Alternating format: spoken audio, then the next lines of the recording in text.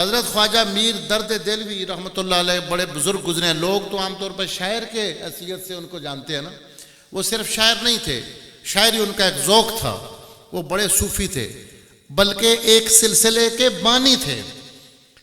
नक्शबंदिया में से एक सिलसिला निकलता है और बराह रास्त उसका ताल्लुक़ इमाम हसन अलैहिस्सलाम से। हिंदुस्तान में उनको सिलसिले का बानी।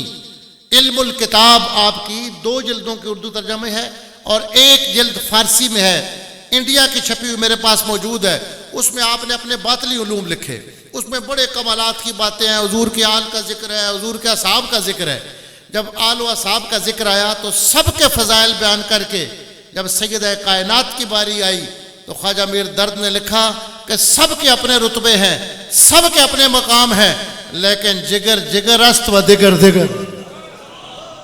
फरमाया सबके अपने रुतबे हैं, सबके अपने मकाम हैं, लेकिन जिगर जिगर है और है। जो जिगर का मकाम है वो कायनात में किसी को मैसर नहीं है। तो हुजूर सल्लल्लाहु अलैहि वसल्लम की ये निस्बत है।